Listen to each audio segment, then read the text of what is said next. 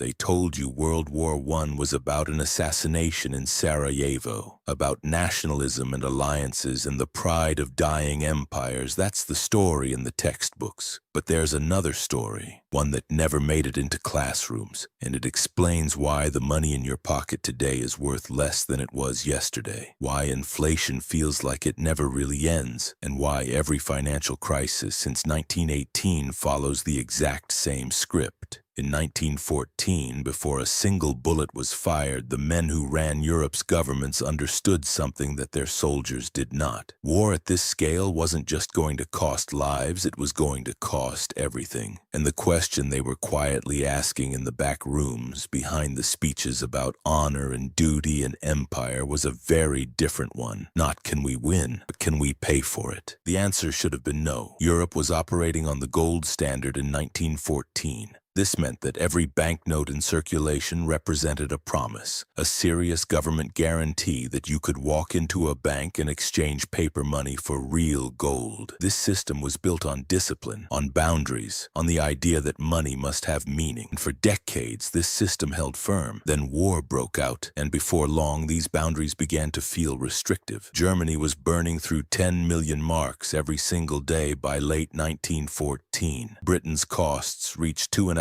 million daily. The gold simply was not there, so the governments did what governments always do when the rules stop working in their favor. They quietly changed the rules. One by one, every major power abandoned the gold standard.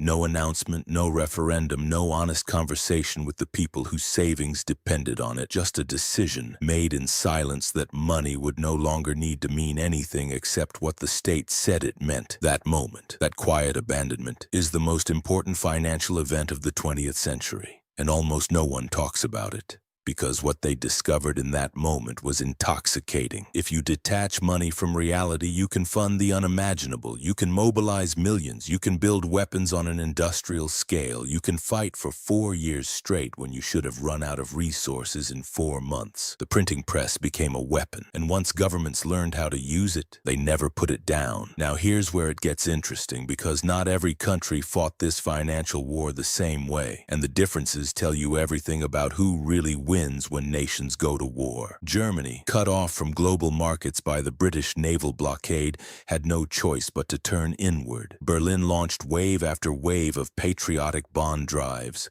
Posters of soldiers, appeals to sacrifice, promises of repayment after victory. Ordinary German families poured their entire life savings into those bonds. Teachers, farmers, factory workers, grandmothers, all of them gambling their futures on the outcome of a war they had no power to control. Germany raised over 100 billion marks this way. And when defeat came, every single one of those bonds became worthless overnight. The savings of an entire generation gone. And into that void of broken promises and economic humiliation, extremist movements walked. You know how that story ends, but the seeds were planted here, in a financial decision, not a political one. Britain played a different game. London was the financial capital of the world, and that meant something crucial. It meant Britain could borrow from someone else, and that someone else was America. In 1914, the United States was officially neutral, but neutrality, it turns out, is negotiable when there's money to be made. Firms like J.P. Morgan became the financial backbone of the Allied war effort,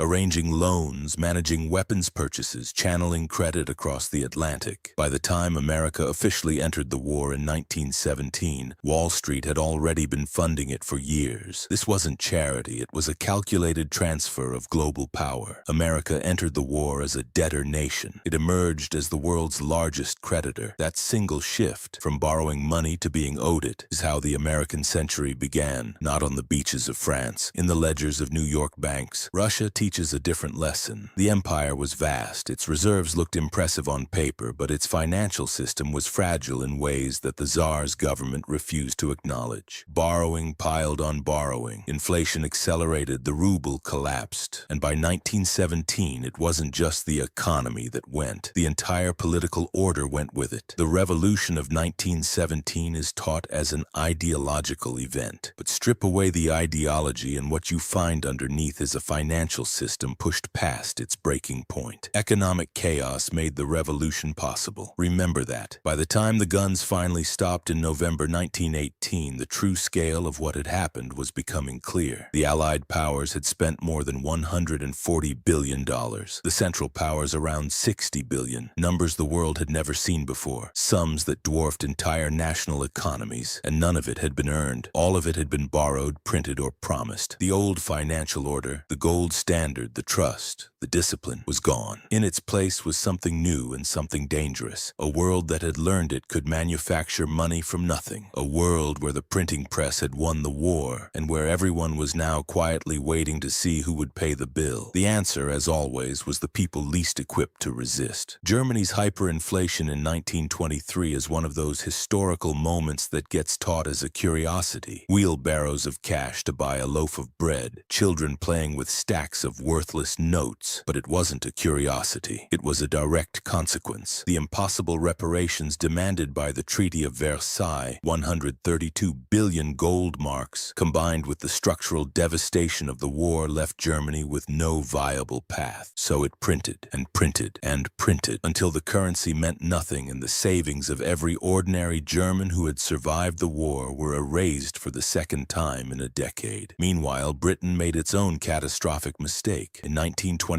in a desperate attempt to restore the prestige and credibility of sterling, Britain returned to the gold standard at its pre-war value. The pound, propped up at an exchange rate the broken British economy could not support, triggered deflation, mass unemployment, and industrial collapse. The people who championed this decision, including Winston Churchill, called it a restoration of greatness. The workers who lost their jobs called it something else. The lesson is always the same. When financial systems collapse, the architects of the collapse protect themselves. The cost lands on the people who had no say in the decision. And then there was the merry-go-round. America, now sitting on the world's largest gold reserves, began lending money back to Germany.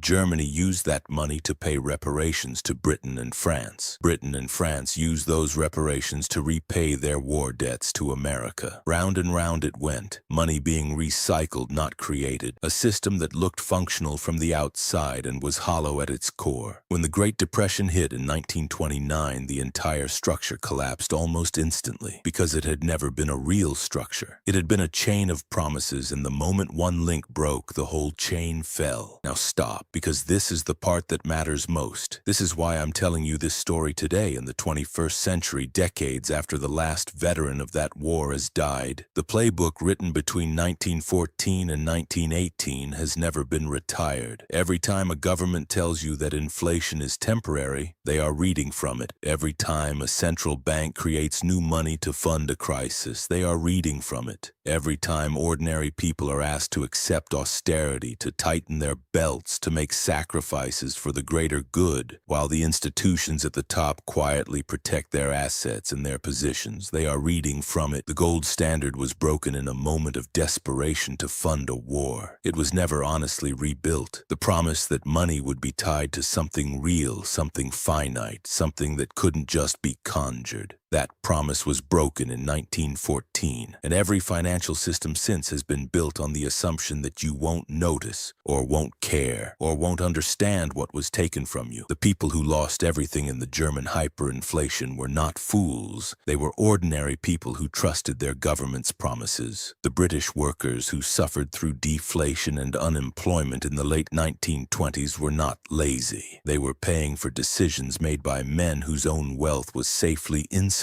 from the consequences. The Russian families who watched their savings become worthless before the revolution were not casualties of ideology. They were casualties of a financial system that collapsed because the people running it refused to admit the truth until it was too late. This is the pattern. It has repeated in 1929, in the 1970s, and 2008. It will repeat again. The only variable is whether you understand it before it reaches you, or after. Real wealth is not the number in your bank account. That number is denominated in a currency whose value is decided by people you will never meet, in rooms you will never enter, under pressures you are never told about. Real wealth is knowledge.